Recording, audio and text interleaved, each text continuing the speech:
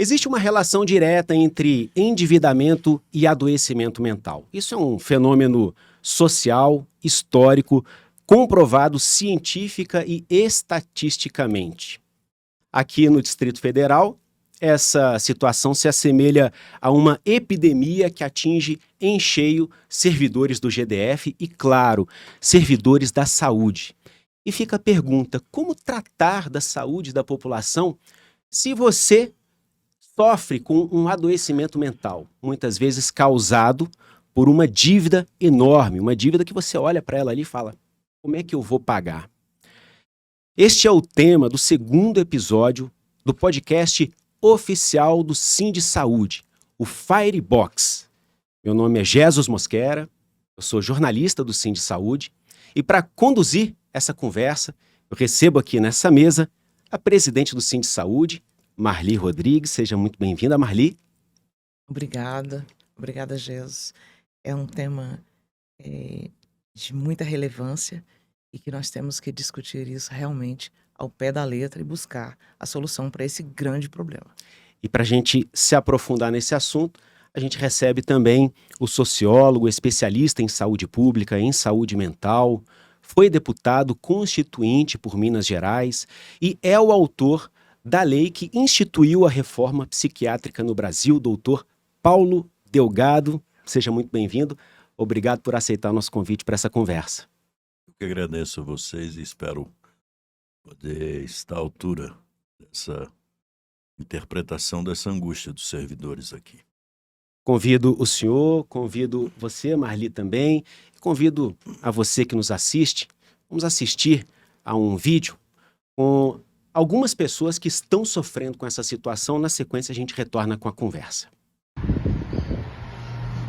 Eu sou servidor da saúde pública do DF. Estou aqui fazendo esse vídeo, esse relato, pela situação que eu me encontro junto ao BRB. Estou há 6 meses sem receber salário. Pelo contrário, minha conta está negativa hoje em mais de R$3.000, fora o cartão de crédito que eu também estou devendo. E dependendo de uma solução, e não consigo. Vou ao BRB, várias vezes já fui, não tem solução para o meu caso. Nesses 6 meses foi descontado todo o meu salário e eu ainda fico com a conta em negativo. E esse vídeo eu fui procurado por colegas que também estão fazendo, que também estão em situação parecida no BRB. E eu estou fazendo para contar a minha história rapidamente. Eu estou passando por depressão. Eu fiz uma cirurgia nesse período, o que me acarretou mais dívidas e foi uma cirurgia extremamente necessária. Eu tive problemas no meu trabalho com faltas, estou pagando caro por isso. E hoje, infelizmente, a minha esposa me deu praticamente um ultimato, porque eu não consigo suprir a nossa residência, eu não consigo suprir a nossa casa. Não tenho mais condição, meu aluguel está sendo pago pela minha irmã e infelizmente eu estou aqui com um pedido de socorro a quem possa se responsabilizar, não se responsabilizar pelo problema, que possa me ajudar, os responsáveis ou do BRB ou de qualquer órgão que seja, que possa me auxiliar nisso, porque eu não consigo negociar com o BRB. Já tentei todas as formas e não é possível. Então estou aqui desesperado, fazendo um pedido de socorro, porque a minha vida já não tem mais sentido. Eu já pensei até que a solução é acabar com tudo isso. Me desculpe a emoção, mas eu não consigo mais falar disso sem emocionar. Desculpe. Essa é a situação. Eu não tenho mais recursos para nada, estou devendo e preciso de ajuda. Estou passando por um momento de desespero, onde que não sei mais o que fazer para pagar essas contas. Ao final do mês, ou início do mês, melhor dizendo, o BRB pega todo o valor do salário, até mesmo para pagar o cartão de crédito, onde que mesmo que eu tente a negociação, essa negociação não acontece. Mesmo que eu não tenha o saldo positivo lá, eles buscam do meu limite do cheque especial de forma indevida. Eu não estou tendo dinheiro suficiente para pagar minhas contas né? E devido estar usando o cartão, o banco está provisionando o meu salário. Isso aí já tem alguns meses que está acontecendo. Às vezes tenho faltado ao trabalho, né? Os colegas não entendem, a chefe também. Eu não tenho vontade de sair de casa. Estou precisando das coisas na minha casa e não tenho dinheiro para pagar. E eu fiquei sem salário, né? Então, assim, como que, né, vou pagar minhas contas, aquelas normais do mês, sem salário, se é a única fonte de renda que eu tenho aqui? Então, assim, sou uma pessoa idosa, né, tenho problema de saúde. Como que eu vou? E assim, eu tô sem dormir, né? Tô depressiva, não tenho vontade de sair de casa, não tenho vontade de ver ninguém, tenho vergonha, porque para quem que eu vou contar isso? Quem que vai entender, né, essa situação? Então, nós estamos pedindo socorro, né? É preciso fazer alguma coisa pelo servidor, mas nós precisamos de um programa que nos ajude a fazer um planejamento para pagar, sem que a gente morra, né, suicide por conta dessas dívidas. Tá aí. Vamos lá. São alguns dos muitos relatos que o Sindsaúde vem recebendo. E aí eu te pergunto, Marli, como é que é para você? Você que é presidente de uma entidade representativa de classe, que tem entre as suas responsabilidades cuidar da saúde dos filiados, enfim, de todos os profissionais da saúde, você se deparar com situações como essa? Em primeiro lugar, eu quero aqui agradecer, né, a presença do Dr. Paulo Delgado, que é uma pessoa que tem essa sensibilidade, a sensibilidade de falar da saúde mental das pessoas, né? E que, ainda, do meu conceito, ainda é um deputado histórico, né? Alguém que mudou a história desse país com a reforma psiquiátrica. E hoje está aqui nessa mesa para falar conosco sobre a saúde mental dos servidores públicos do Distrito Federal. Que eu também acredito, Jesus, que essa questão do endividamento, ela não é só de Brasília. Acredito que todos os servidores do Brasil passam por situações semelhantes, né? E aí, eu quero dizer que para o sindicato, essa é uma bandeira importantíssima, você tratar, né, da saúde mental dos servidores, porque nós entendemos que o servidor, ele é o braço do Estado, ele leva a política do Estado até o cidadão. Então, esse elo, ele precisa estar bem. Ele não pode ser um elo que não tem sustentação. Então, para eu atender um paciente, para eu atender um aluno, para eu atender o cidadão, eu preciso estar bem, o servidor precisa estar bem. Como é que você tem um professor na sala de aula que ele está afundado em problemas financeiros, né, e que diz respeito aos seus vencimentos? Como é que você tem um policial para ir para a rua, enfrentar o crime, se deparar com toda a dificuldade que a nossa polícia tem, se ele não está bem, se a família está sendo atingida? Que você tem hoje são servidores públicos que estão adoecidos. Porque além do salário ser insuficiente, além de haver perdas salariais, na maioria deles um ambiente de trabalho tóxico, você ainda tem a questão do endividamento. Quantos pais e quantas mães de família saem do seu lar deixando o aluguel vencido, deixando a falta de alimento, a falta de gás, a falta de medicação, a falta de esperança. Esses depoimentos que nós estamos vendo, nós estamos ouvindo eles todos os dias. E mais, eles se desdobram, Dr. Paulo, em um adoecimento tão sério que tem levado muitos dos servidores à tentativa de autoextermínio. E isso não é discutido, isso não é colocado, porque é proibido falar. Mas nós vamos ver o nosso povo, nós vamos ver os servidores do nosso país passar por uma situação dessa e ficarmos calados porque é proibido falar. Qual é a alternativa? Esse desdobramento, ele é gravíssimo, porque ele atinge a criança, ele atinge o casamento de todos, ele atinge as relações trabalhistas, ele atinge a relação interpessoal das pessoas, e o único caminho que mandam para o servidor é: procure um psiquiatra, procure um psicólogo. Não existe remédio para quem está endividado que não seja sentar, discutir a dívida e procurar uma forma de pagar, deixando que a pessoa viva. Porque a política que tem hoje tem como você pagar, só que você não pode viver, você não pode ter família, você não pode ser gente, entende? Nós precisamos de uma política de Estado que trate as pessoas como elas são, gente, pessoas, e nesse caso, pessoas que representam o Estado brasileiro.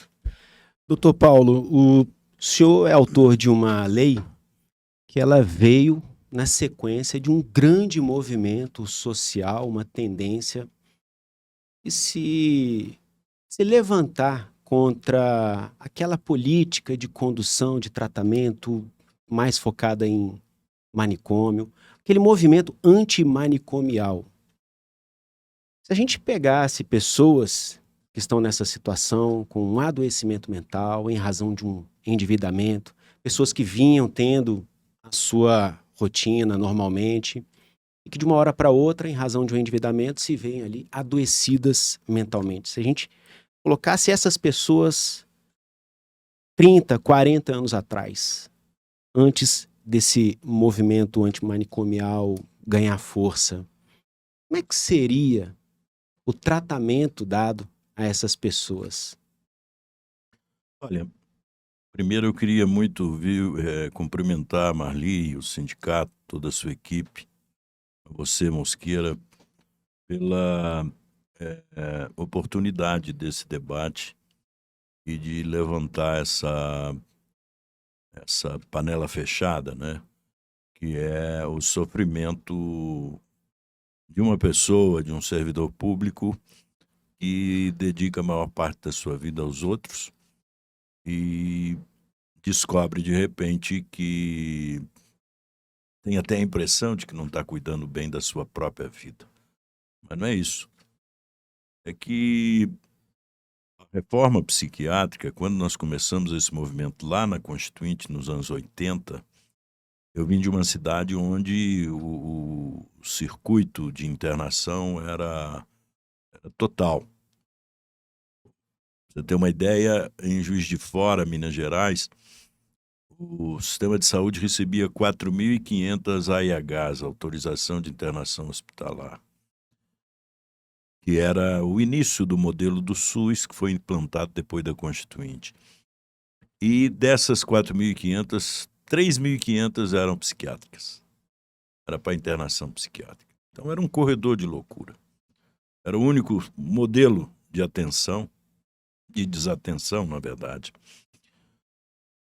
E acho interessante porque, com esses depoimentos que nós vimos, o sindicato não está inventariando distúrbios, ele não está inventariando problemas.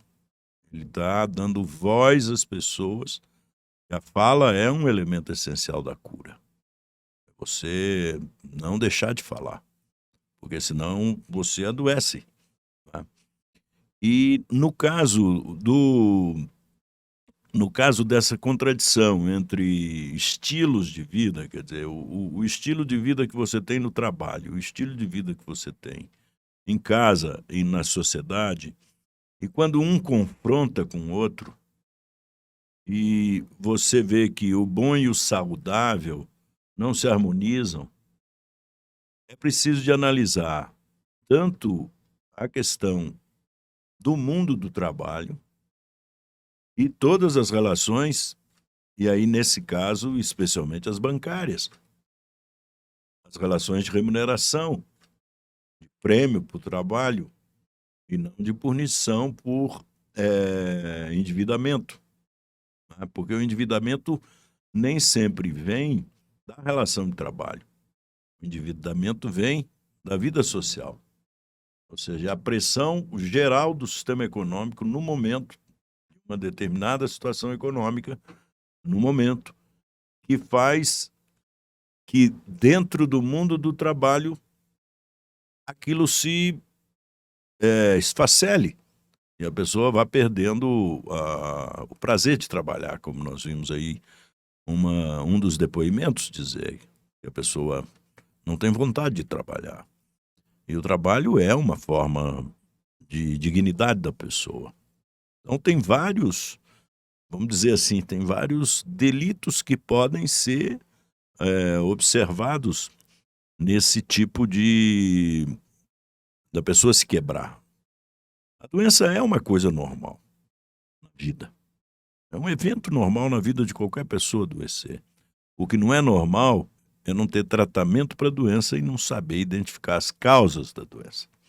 Isso hoje é injustificável com o avanço da tecnologia, da medicina, dos direitos humanos. Você me pergunta como que surgiu a reforma psiquiátrica no Brasil, o movimento. Ele surgiu do avanço da política de direitos humanos no mundo todo. O cidadão ter direito de ser respeitado na sua intimidade, na sua integralidade, tudo. Então, fico muito feliz, Marli, de que você, na verdade, eu diria que o sindicato dos servidores de saúde quer ver para prever e quer prever para prevenir. Então, com essa orientação, eu creio que nós podemos apelar ao sistema bancário, apelar os contadores do governo, apelar à Fazenda e, no caso de Brasília, que é uma capital da União e está muito vinculada ao orçamento federal, que haja um programa especial para que essa questão não continue a adoecer seus funcionários. Marli, como é no dia a dia para um profissional de saúde lidar com todas as questões ali que cercam a rotina? Você falou brevemente, do endividamento, mas tem a pressão da sobrecarga do trabalho, insuficiência de pessoal, tudo isso é um conjunto de fatores que potencializa, né, essa... Sim. Queria que você comentasse. O dia a dia do servidor público em geral, né, e especialmente aqui da saúde, é um dia a dia dificílimo. Você pode ver nos depoimentos, e nós assistimos isso ao vivo. Nós recebemos e-mails, nós recebemos mensagens, e nós vamos até lá conversar com o servidor. A situação, ela é triste, Jesus. Ela é uma situação de nós sairmos também adoecidos com os depoimentos. E você sabe que são depoimentos verdadeiros. Por quê? Quando o servidor precisa, ele busca. O problema é que hoje não tem mais como buscar, porque as portas se fecharam. Nós estamos falando aqui, doutor Paulo, de um sistema que empresta o dinheiro, acorrenta a alma. Porque desde o momento que esse servidor entrou, é o mesmo banco que paga o salário dele, o governo, através desse banco, paga o salário do servidor. E esse servidor financia casa, financia o carro, financia a faculdade dos filhos, financia a alimentação, né? Tudo através do banco. Só que a grande queixa isso acabou, fechou. O servidor trabalha e ele não tem salário. Tem pessoas que vão lá e tem R$800. Tem gente que tem R$300 de salário no mês. É o que sobra. Aí você imagina como essa pessoa está vivendo. Para pagar aluguel ou prestação da casa, muitos perderam a casa, perderam o carro, perderam a dignidade. Em vários depoimentos você vê a pessoa dizer que ele não tem vontade de trabalhar. Claro! Porque geralmente quem não tem salário é quem não trabalha, doutor Paulo. E quando a pessoa trabalha e ele não tem salário, ele não tem como dar uma satisfação para a família. Ele deixa de ser a referência do lar. Ele deixa de ser o provedor ou a provedora. Como fica a cabeça dessa pessoa? Você já imaginou? Para ele receber um paciente ali que está precisando de ajuda, de suporte. Que armadura ele vai vestir para atender essa pessoa? Um professor, como é que um professor entra na sala de aula para poder ensinar os seus alunos? O aluno que chega ali com as diversas patologias, né, clínicas e sociais. Como é que ele vai encarar esse aluno? O policial. De que forma que o braço do Estado, porque quem nós estamos falando aqui é do servidor público, é do braço do Estado, é aquele que representa todas as políticas sociais. Como ele vai estar? Ele está doente. Como é que o BRB, como é que o banco no qual os servidores têm a sua única conta bancária, eles não têm como sair dali, transferir para uma outra conta, preservar de alguma maneira a remuneração, né? Obrigatória, a remuneração tem que cair, né? Sim. A gente está falando do BRB, a gente não... Assim É. como a gente tem que falar abertamente do suicídio, vamos falar abertamente, Sim, porque a gente está falando sim. aqui do BRB. Como é que o BRB tem carta branca para fazer tudo isso? Essa questão bancária, ela dá a mão e acorrenta a alma, né?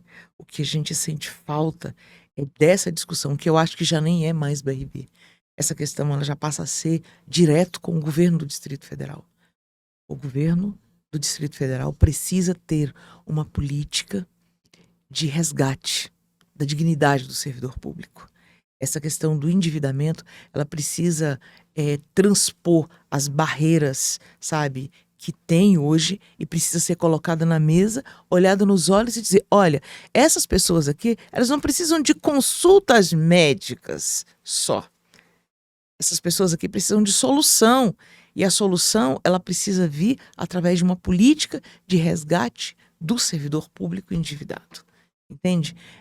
Um reajuste salarial não resolve o problema. Porque também o servidor sofre com o assédio do banco, né? As propagandas, né? O banco sabe a sua necessidade. A internet sabe a sua necessidade e oferece. O que nós temos hoje é uma massa endividada e adoecida, mas é uma massa de trabalhador. Entende? Então, é preciso que o governo se sensibilize e sente à mesa e discuta, não com um grupo de trabalho, precisa de solução. A solução, ela precisa vir. E aí nós precisamos de ter uma parceria com a Câmara Distrital para discutir uma forma, entende? De que essas pessoas, esses trabalhadores, continuem a trabalhar, continuem a atender a população, mas ele seja visto como um ser humano que precisa de ajuda, até mesmo para ele continuar o seu caminho, porque as famílias estão sendo afetadas, a saúde mental já foi afetada. E eu quero até que o Dr. Paulo diga para a gente aqui, Dr. Paulo, ainda que depois que esse problema for resolvido, as sequelas que ficam. E fica uma sequela mental e uma sequela social também. A vida, na verdade, a vida é uma sucessão de recordações, e boas e ruins. E o tempo ajuda, às vezes, muito as pessoas a recuperarem o seu equilíbrio, mas desde que elas não tenham quebrado. Elas podem se partir, eventualmente, mas elas não podem quebrar. E aí, se o conceito de dívida supera o conceito de compromisso, é muito difícil uma pessoa se equilibrar mudando a natureza da sua dificuldade. Porque uma coisa é eu me sacrificar para comprar uma geladeira nova. Outra coisa é aquela geladeira nova virar um frigorífico diante de um banco. Uma coisa é eu me sacrificar para comprar um berço para o meu filho que vai nascer. Outra coisa é aquele berço virar uma fábrica de móveis diante de um banco. Então, quando você muda o conceito de dívida, quando o conceito de dívida supera o conceito de compromisso, o servidor não tem como, e o trabalhador em geral, o CLT, o seletista, o trabalhador passa a não ter como se equilibrar, nem do ponto de vista contábil, ele não consegue fazer a conta, porque o compromisso ele sabe. Ele quer ter um carro, ele faz uma poupança, ele faz um investimento, tudo dentro da dívida dele, dentro da remuneração dele. Mas num determinado momento ele vê um lado daquilo superar o outro. E ele se vê dominado por um poder maior, que é o livre-arbítrio, que é o poder que ele decidiu ter aquilo. Então, essa questão da opressão dada por sistemas totalitários, sistemas totais, que ocupam há sistemas totais na sociedade. Então, por exemplo, um sindicato foi criado para quê? Para impedir que a relação capital-trabalho se tornasse total. Então tem uma polarização ali, tem um diálogo, tem uma contribuição. O governo precisa dos sindicatos para negociar formas alternativas na relação da saúde mental dos seus servidores. Não é? E isso hoje as leis estão aí. O governo federal tem um programa chamado Desenrola. Por que o Desenrola, e como existe programas de Pronamp para os empresários, nasceram programas de reestruturação de dívidas para empresários. Refis e perdão de dívidas, isso tem vários. Agora, é extremamente preocupante quando a presidente do sindicato, a Marli, diz: vai se chegando a uma situação que nem reajuste resolve, porque o reajuste vai reajustar a dívida e não aumentar a condição de saldar um compromisso. Então, tem um momento em que aquilo que era uma decisão de uma pessoa ela perdeu o controle sobre aquela decisão e virou outra coisa sobre ela. É a ideia do verso aí que a Marli falou num determinado momento, né, em que a mão vira algema, né? A mão que dá, na verdade, ela oprime a que recebe. Então, isso não é empréstimo. O empréstimo não pode ser opressor. Tanto que eu me lembro, eu sou de uma família de 11 irmãos, meu pai é funcionário público no interior de Minas Gerais.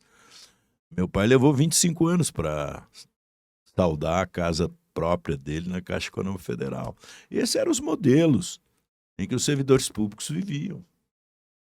Recebiam financiamentos de longo prazo, dentro do endividamento possível no seu salário. Não havia retenção unilateral. Não pode haver retenção unilateral. Né? Então, é preciso que haja uma discussão que pode ajudar, viu, Marli? O que eu imagino que isso pode ajudar o sistema econômico brasileiro. Ele é um problema que aparentemente é só daqui, não é. Isso é um problema nacional. E daqui pode sair uma solução de negociação dessas questões que pode dar aos brasileiros um pouco mais de fôlego, de perspectiva, para que possam formar seu patrimônio. Nós estamos num momento de discussão de reforma tributária, de mudança do modelo de tributação do Brasil. A palavra não é boa. Imposto é uma palavra ruim, né? Imposto é aquilo que você não tem como escapar. Que se impõe. Exato. Então, eu acho que esse momento é muito feliz a iniciativa do sindicato, porque é um momento em que o brasileiro está fazendo conta, em que o brasileiro está vendo quanto vai ser que o leão vai me morder, né? Então, nós precisamos de ajudar os servidores, para que, inclusive, a qualidade do serviço não caia e onde ela caiu por isso, ela possa voltar a ter a excelência que tinha. Marli, o governo, o banco, tem se mostrado aberto a conversar sobre essa situação que envolve a dignidade desses trabalhadores, dos servidores? Enquanto dignidade, eu acredito que não houve ainda essa conversa, né? Tem se discutido mais qual o valor do percentual do salário que pode ser sequestrado ali pelo banco. Puramente matemática. Puramente matemática. E nós sabemos que essa questão ela não pode ficar assim, né? Nós precisamos tratar, as pessoas precisam ter tratamento como dignidade do ser humano. Não é possível que você aceite que metade do seu salário fique no banco. E quando o servidor, porque funciona assim, Jesus, você chega no banco numa situação de humilhação tão grande que qualquer juros que se for colocado ali na sua presença, desde que aquele X, doutor Paulo, que você precisa de salário, seja de empréstimo, seja atendido, porque a pessoa está ali sofrendo uma pressão da família. Ele sofre uma pressão dos colegas, porque o telefone não para de tocar, a cobrança não para de... A ameaça, os escritórios ficam cobrando e a pessoa se sente tão pressionada que quando ela chega no banco, qualquer juros que apresentar para ela, desde que aqueles 2, 3 mil reais que ela precise for atendido, que ela assina. Eu queria saber qual foi o servidor que leu o contrato bancário que ele assinou. Quem leu tudo? Ninguém leu tudo. Ele é feito para não se Ele é feito entender para nada. não se entender, para não ler. Mas ali, o servidor está deixando ali as vísceras, as córneas, os rins. Ele está A deixando alma. ali. A alma dele já está acorrentada. É uma relação verdadeira de presa e predador. Isso leva a pessoa a um cativeiro. Então, o que nós estamos discutindo aqui, disse muito bem o doutor Paulo, é essa relação. Quando a geladeira passa a ser um frigorífico. Comprou uma geladeira, mas você está pagando o preço de um frigorífico. E isso tem levado o servidor a ficar adoecido. Eu me lembro que Brasília foi a primeira cidade que fez um estudo entre alcoolismo e remuneração monetária cash, pagar em envelope. A Constituição Civil brasileira tinha a tradição de pagar em envelope por semana. Brasília fez um estudo na época e eu acho que foi no governo do Cristóvão Buarque, nos anos 90, em que se descobriu que se você transferisse a remuneração, ainda que semanal, para um cartão de crédito, o trabalhador ficaria mais protegido e chegava com mais dinheiro em casa. Porque quando ele recebia o envelope, ele ia perdendo o dinheiro no caminho de casa. Eu me lembro muito bem. Isso se tornou um modelo nacional. Foi no governo Cristóvão Buarque mesmo. Então, veja, houve uma captura dessa boa ideia pelo sistema bancário. Hoje se criou no Brasil a ideia de que a bancarização, o cartão de crédito, é uma forma de identidade, que distingue, inclusive, classes sociais por cor do cartão e por crédito. E o que se autoriza de crédito. Será que dirigir um automóvel é uma cidadania? Ter uma carteira de... Um dos documentos da cidadania é a carteira de motorista. É necessário para todos? Não. Mas para quem quer dirigir um automóvel. Ter um passaporte também é uma cidadania. É uma forma, é um documento da cidadania, mas também é desnecessário se você não quiser fazer viagem ao exterior. São cidadanias opcionais. Por que a cidadania bancária está se tornando obrigatória? Isso é opressivo. Por que não existem outras formas de remuneração? Por que não existem outras formas em que você possa ter controle sobre o seu dinheiro? Será que as pessoas não estão se dando conta que tem alguém sufocando o mundo? O mundo está sendo sufocado por pessoas que a gente não sabe quem são. E esse sufocamento é sempre de natureza econômico-financeira. E aí você tem... Quais são os 3 pilares da reforma psiquiátrica? Um deles é a evolução da medicina. Não seria possível você dizer que alguém poderia se tratar sem ser privado da liberdade. Para isso a medicina evoluiu. A segunda foi a evolução da sociabilidade, da cultura social, começou a aceitar as pessoas diferentes. As pessoas com ritmos, dificuldade. Tem gente que é mais mole, tem gente que é mais rápida, tem gente que fala alto, tem gente que fala baixo. Isso é normal, isso é que é bonito na vida. E o terceiro, ou seja, a cultura evoluiu. O terceiro pilar é que os serviços ficaram perto das pessoas. Então, se eu imaginar que uma pessoa endividada, eu vou ter que encaixá-la nesses 3 pilares, se ela pedir uma licença do trabalho por questões de depressão. Eu não sei como são as formulações aqui dos servidores, né? A Marli pode explicar bem quais são assim os tipos de licença que se tem para esse tipo de tratamento.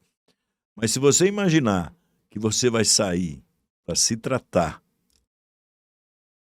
tendo que assumir você a culpa pela sua dificuldade, quando a culpa pela sua dificuldade não é sua. É claro que tem pessoa perdulária, tem gente que faz dívida de maneira irresponsável, mas não é o caso da maioria. Existe essa liberdade? A pessoa se sente à vontade para tirar essa licença, Marli? Para se tratar, para cuidar da própria saúde? Falando do ponto de vista do servidor do GDF. Sim, as pessoas podem buscar tratamento, mas eu queria devolver essa pergunta. Vamos ao caso daquela senhora. Ela não tem mais nem salário, aquela do vídeo. Ela não tem nem salário mais. Aí eu te pergunto, vamos marcar para ela uma consulta no psiquiatra, no psicólogo, no terapeuta, e ela vai ficar 90 dias afastada. Quando ela voltar? Ela precisa de uma consulta com o gerente do banco. Não ali que vai resolve o resolver. problema dela. Eu acho até que piora. Porque você está longe do seu trabalho, continua sem salário, vai estar fazendo terapia. Ela pode fazer qualquer terapia. Ela vai momentaneamente estar livre daquela acusação. Porque quem tem dívida bancária, você tem um acusador o tempo todo ali no seu pé, te condenando, te ameaçando. Entende? Pode ficar 90 dias, 1 ano. A dívida está lá. Então nós precisamos ir direto ao ponto. A pessoa precisa resolver esse problema. Porque daí ela pode até continuar na terapia, ir ao psicólogo, porque eu acho que isso é salutar. Você é o psicólogo, é o psiquiatra. Mas você precisa resolver esse problema. E aí, onde as instituições de classe, elas precisam atuar. E o governo precisa ter a responsabilidade. Assim como o pai se sente responsável pelo filho, não é quando o filho é pequeno, não é? Principalmente quando ele está maior. É de fazer aquela assistência. Ó, tá aqui, o governo vai entrar para te ajudar com isso aqui. Não é aumentando os juros ou diminuindo insignificavelmente os juros e aumentando as parcelas. Não é isso.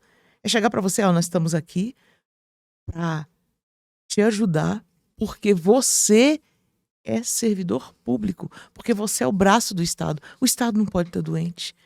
Como que uma pessoa doente vai ajudar a outra? Como que um professor vai ensinar um aluno, sendo que ele está aprisionado?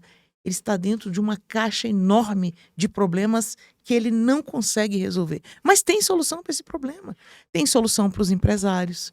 Tem solução para tantos outros que devem ao governo. E o governo ajuda. Nós precisamos pleitear uma solução para esses problemas que são dos servidores. Entende? E discutir isso sem medo. Ser endividado não é ser o pior da turma, não, gente. Ser endividado é algo normal, mas que precisa ser discutido e precisa ser resolvido, entende? Nós não podemos deixar que os servidores públicos eles se afastem com uma licença médica para tratar um problema que é um problema social. É um problema do Estado. Quando o servidor está endividado, é um problema do Estado. Porque isso custa para o governo. O absenteísmo é caro para o governo. Na época do subprime, por exemplo, nos Estados Unidos, no final dos anos 2010, o governo americano descobriu que a construção civil americana vendia o mesmo apartamento várias vezes para a mesma pessoa. E porque ia refinanciando, e aquilo foi criando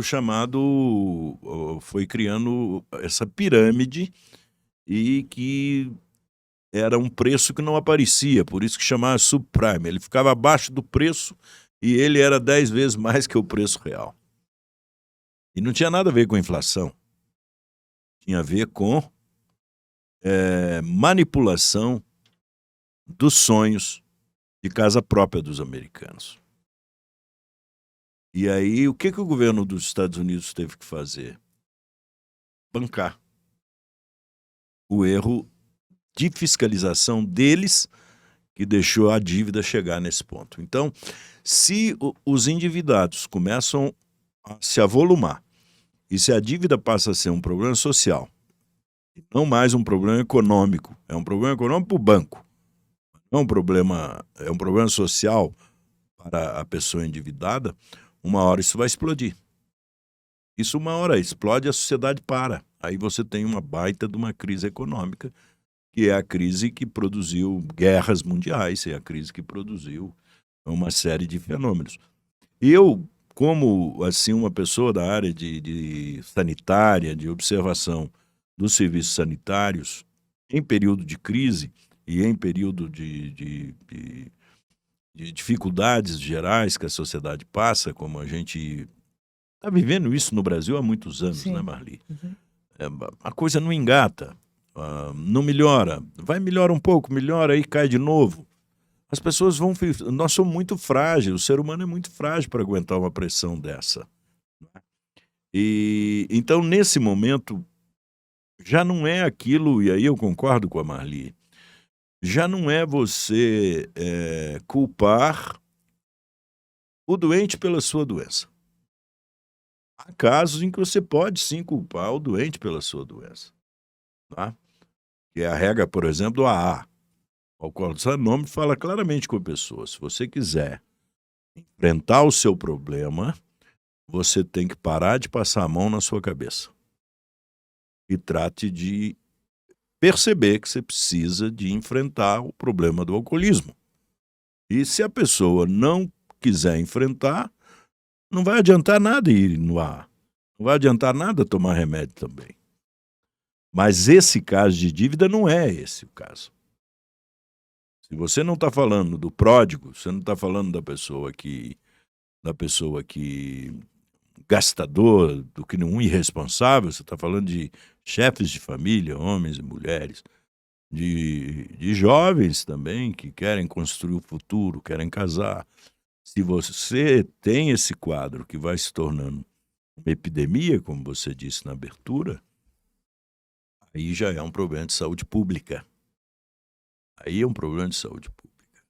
Marli, existe essa estrutura para o servidor receber o devido tratamento multidisciplinar? O Estado oferece isso? Ou a gente tem uma lacuna aí? Tem uma lacuna. Tem uma lacuna porque é bom sempre conversar com o Dr. Paulo, né? Porque não tem como você sair de uma conversa dessa sem ficar maior. A gente aprende muito, né? Eu agora entendi aqui, Dr. Paulo, que essa questão do endividamento, ela é uma marca social negativa. E que aí o governo tem que assumir se ele vai querer essa marca negativa na sua gestão ou se ele está pronto para resolver. Porque a partir do momento que você entende essa massa endividada e que essa massa ela é composta de gente, do ser humano, aí tem como resolver. Porque eu acredito que o governo ele está ali para resolver os problemas, entende? E essa marca social negativa, primeira questão que nós precisamos é que o governo acolha essa demanda. Não é acolher essa demanda para mandar pagar, em vez de pagar em 10, pagar em 50. Não é isso não. Não é isso não. A pessoa precisa da dignidade. Ele não pode estar despido da sua dignidade. O ser humano, o provedor, ele tem que estar bem. E para isso ele precisa contar com o governo. Eu não conheço nenhum programa de governo que atenda os endividados. Entende? Que entenda que isso é um problema social e que se transformou numa questão de saúde pública, onde a conta para o governo pagar fica caro. Fica mais caro do que resolver. Entende? Fica muito mais caro. Então, Há países na pandemia que deram um cheque preventivo às pessoas, mesmo que não tinham Covid, para que elas deixassem de ter Covid. olha isso. E esses países ficou mais barato porque a vacina demorava, todos se lembram, ficou mais barato do que esperar todos adoecerem para depois tratarem. Olha isso. Então você pode fazer uma ação preventiva, você pode pactuar com o banco a ação preventiva para que o banco não destrua a sua folha de clientes. É. Ou seja, reconhece o banco como uma instituição necessária, responsável, mas que também seja uma instituição, como é estatal, é um banco estatal, uma instituição com compromisso social. Exato. Marli, pra É gente... saúde econômica, né? É a saúde econômica A saúde do seu cliente. econômica do seu cliente tem que ser importante, sabe? Nós precisamos despertar no governo o interesse nessa marca social negativa. Precisa tornar essa marca social positiva, entende? A saúde econômica, ela existe, e se ela não estiver bem tratada, você vai ter um adoecimento físico e mental. A gente falou aqui de lacuna. Como o sindicato, uma entidade representativa de classe, como o Sindsaúde pode atuar para, na medida do possível, tentar preencher essa Isso. lacuna? O Sindsaúde tem algumas providências, né, a caminho. Essa discussão aqui, ela enriqueceu bastante. Eu acredito que no seu segundo podcast sobre esse assunto, nós vamos trazer números, entende? E nós vamos saber como é que está essa situação junto ao banco e quais são as providências. E pode ter certeza, nós estamos tentando marcar direto com o governador para que nós possamos conversar com ele. Governador, nós temos essa massa aqui. E essa massa adoecida psicologicamente precisa de tratamento. Porque não existe outro tratamento. Se você sentar com o banco, ele vai te dar um tratamento bancário. Segundo o Banco Central, isso. Segundo o Banco Central, aquilo. Ele não tem uma solução para você.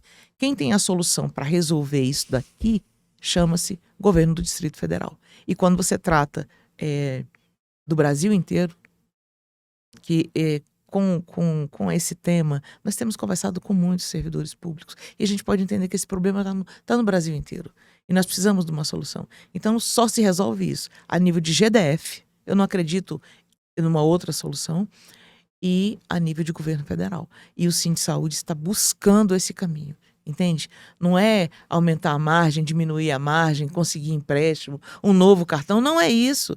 Nós precisamos resolver, o governo precisa devolver aos servidores públicos a dignidade financeira, para que as coisas comecem a fluir. E aí vão ficar, claro, sequelas. Mas, como bem disse o Dr. Paulo, nessa discussão pode aparecer uma grande solução, uma solução aí nacional para toda essa massa que está endividada. Do ponto de vista do jornalista, eu acho que o ponto de vista do jornalista é muito parecido com o ponto de vista da Câmara Legislativa quando promove a audiência pública, tentando coletar informações. A gente quer saber quantos servidores estão nessa situação. A gente tem algumas matérias, a mídia aborda, mas não tem ali um número preciso. A gente tem aqui o da Caixa de Assistência e Benefícios ao Servidor do GDF. Tem aqui 10 mil trabalhadores recebendo apenas 50% do pagamento.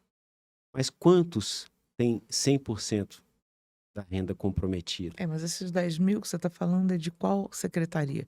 Porque Brasília Pois é. tem 200 mil Pois é, servidores públicos. pois é. Se você tiver aí 10%, são 20 mil pessoas. Agora eu Maior do que muitas cidades.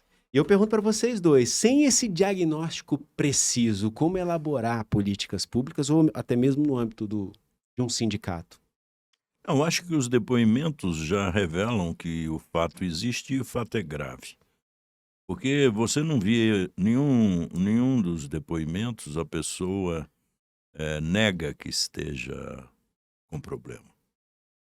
Isso é sinal de que a saúde mental está preservada ainda.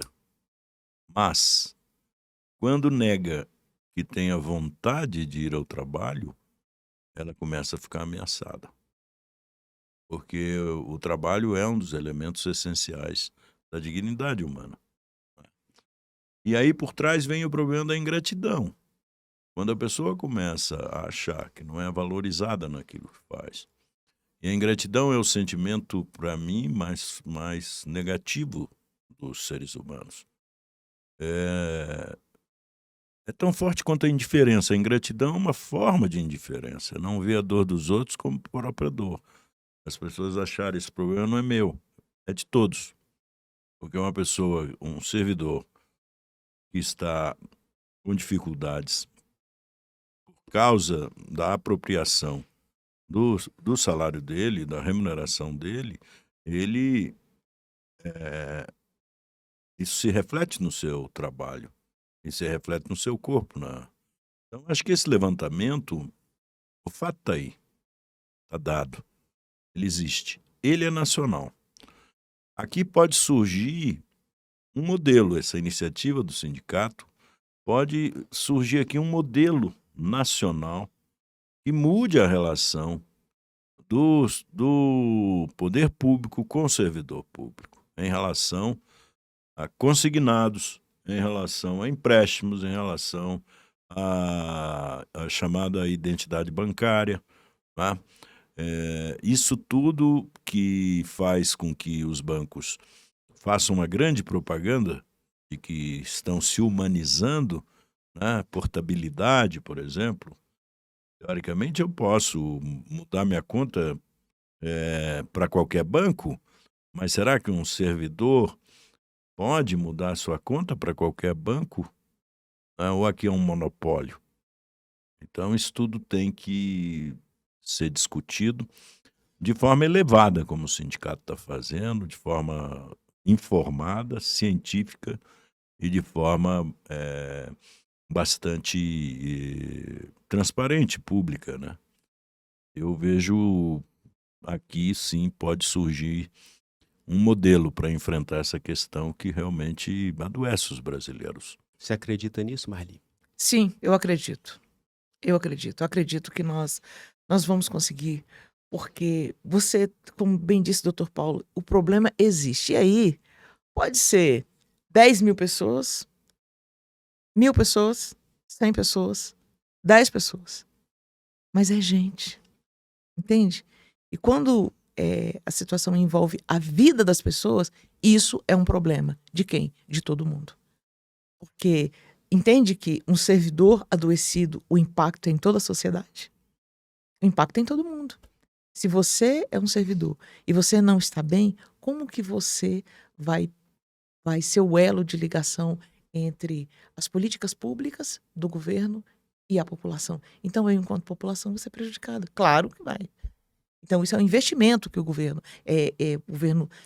nós vamos ajudar na identificação e vamos apresentar algumas soluções. E aí, eu te peço para que no próximo podcast nós possamos trazer aí a Câmara Legislativa para que possamos ouvi-la e tentar essa parceria. Entender que não dá mais para falar que vamos aumentar o tempo da dívida. Nós precisamos resolver a dívida. Eu vejo que você tem buscado isso. Tem. Junto a parlamentares da Tem. Câmara Legislativa. Tenho buscado. Mas essa discussão ela tem que ser em alto nível. Nós podemos buscar a solução, doutor Paulo, a partir do momento... Primeira questão, suspensão da dívida. Primeira questão, suspensão da dívida. E depois, o refis dos juros. Porque tem refis de 95% de desconto. Tem refis de 100% de desconto para tanta gente nesse país. Por que não tem pro servidor? Tanta gente de que tipo? Tanta gente que tem dinheiro, né? Acho que você tocou na questão central, não é? A questão da desigualdade de tratamento no Brasil em relação àqueles que podem pressionar o Estado e aqueles que não conseguem pressionar o Estado.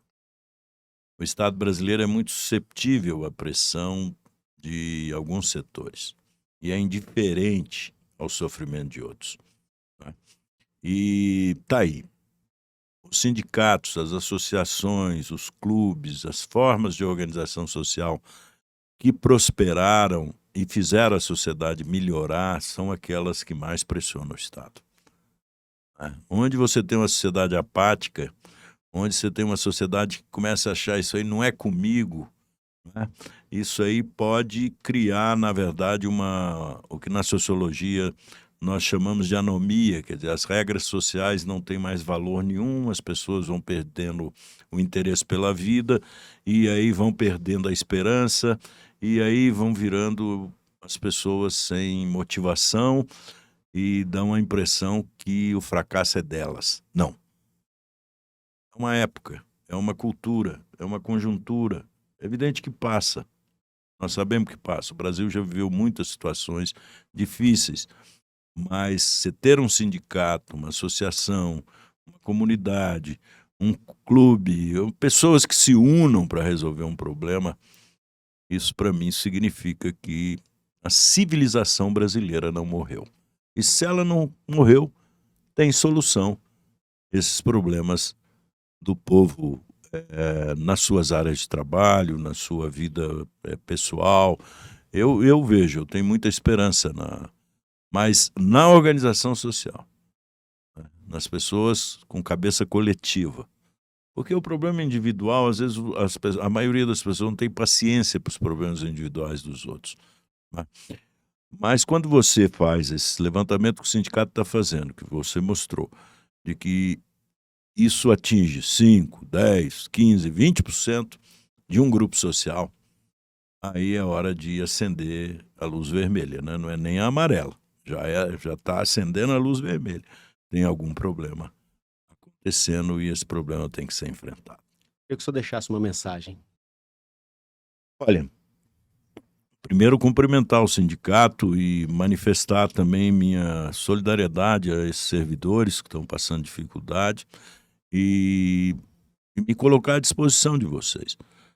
Com o que eu puder fazer na experiência, no serviço que já fiz, na elaboração de leis no Congresso, fui um deputado de muitos anos, sou autor das cooperativas sociais também, que cria novas formas de circulação de compromissos e moedas. O Brasil precisa de ter outra moeda, não precisa ser só o real, tá? É preciso de ter outras moedas que não precisam ser bancárias.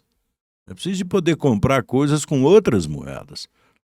Isso aí, esse sistema muito fechado na bancarização de tudo, o Brasil é um dos países que se tornou mais bancário no mundo. E poucos bancos também, talvez, nós devamos abrir a possibilidade de novos bancos no Brasil, pessoas que possam estabelecer relações com clientes de maneira diferente que esses grandes monopólios que tem no Brasil, né? O Brasil já teve inúmeros bancos, agora está reduzido a 4 ou 5 bancos só. É muito pouco para um país de mais de 200 milhões de habitantes. Qual a mensagem que você deixa, Marli? Olha, eu quero primeiro agradecer, né, a presença do Dr. Paulo, e o Cine Saúde se sente muito honrado, né? Essa é o segundo momento que nós estamos juntos, né?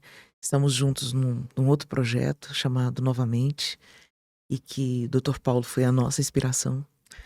Mas eu quero aqui deixar o meu agradecimento, Dr. Paulo, por toda a sua parceria, viu? E dizer que o movimento sindical ele é um movimento muito difícil, é um movimento muito ingrato, mas é um movimento que te dá um verdadeiro sentimento de realização, né?